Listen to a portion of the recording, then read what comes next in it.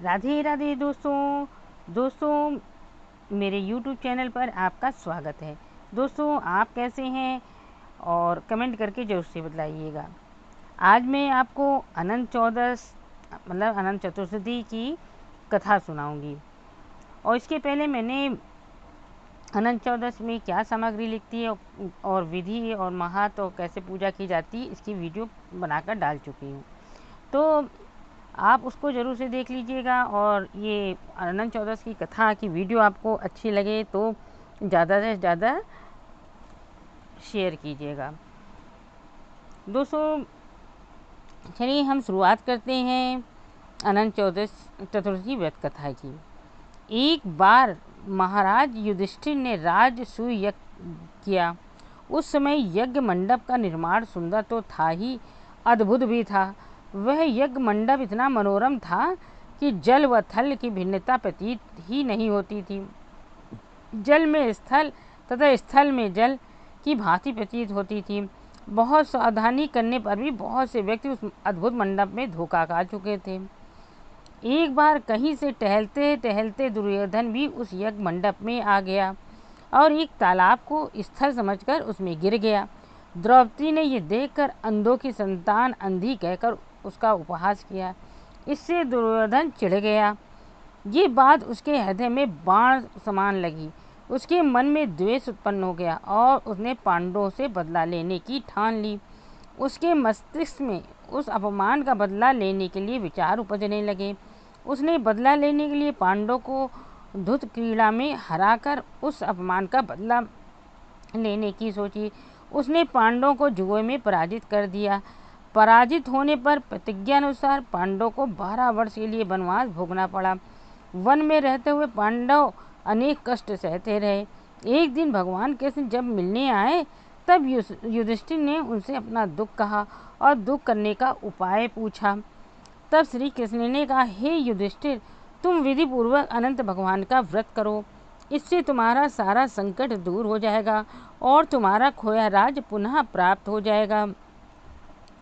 इस संदर्भ में श्री कृष्ण ने उन्हें एक कथा सुनाई। प्राचीन काल में सुमंत नामक एक नेक तपस्वी ब्राह्मण था। उसकी पत्नी का नाम दीक्षा था। उसकी एक परम सुंदरी धर्मपरायण और ज्योतिर्मयी कन्या थी जिसका नाम सुशीला था। सुशीला जब बड़ी हुई तो उसकी माता दीक्षा की मृत्यु हो गई। पत्नी के मरने के बाद सुमंत ने कर्कशा नाम स्त्री से दूसरा विवाह कर लिया। सुशीला का विवाह ब्राह्मण सुमंत ने कौंडिन्य ऋषि के साथ किया।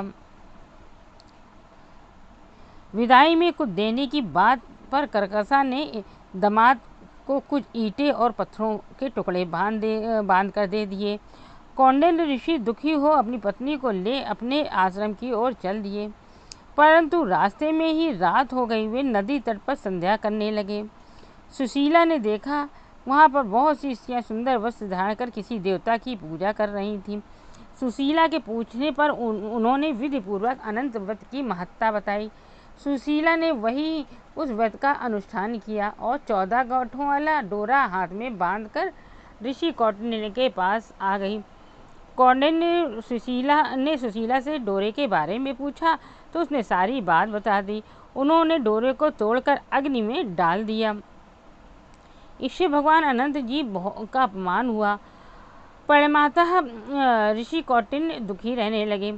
उनकी सारी संपत्ति नष्ट हो गई। इस दरिद्रता का उन्होंने अपनी पत्नी के कारण पूछा तो सुशीला ने अनंत भगवान का डोरा जलाने की बात कही। पश्चाताप करते हुए ऋषि कौंडिन्य अनंत डोरे की प्राप्ति के लिए वन में चले गए। वन में कई दिनों तक भटकते भटकते निराश होकर एक दिन भूमि पर गिर पड़े। तब अनंत भगवान प्रकट होकर बोले, हे कौंडिन्य, तुमने मेरा तिरस्कार किया था, उसी से तुम्हें इतना कष्ट भोगना पड़ा। तुम दुखी हुए, अब तुमने पश्चाताप किया है। मैं तुमसे प्रसन्न हूँ। अब तुम घर जाकर विधि पूर्वक अनंत व्रत करो। 14 वर्ष पर्यंत व्रत करने से तुम्हारा दुख दूर हो जाएगा। तुम धन धान्य से संपन्न हो जाओगे। कौंडिन्य ने वैसा ही किया और उन्हें सारे क्लेशों से मुक्ति मिल गई। श्री कृष्ण की आज्ञा से युधिष्ठिर ने भी अनंत भगवान का व्रत किया, जिसके प्रभाव से पांडव महाभारत के युद्ध में विजयी हुए और तथा चिरकाल तथा राज्य करते रहे।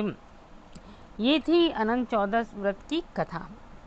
वीडियो को ज़्यादा से ज़्यादा शेयर कीजिए और वीडियो को लाइक कीजिए, और मेरे चैनल को अभी तक सब्सक्राइब ना किया हो तो सब्सक्राइब कीजिए।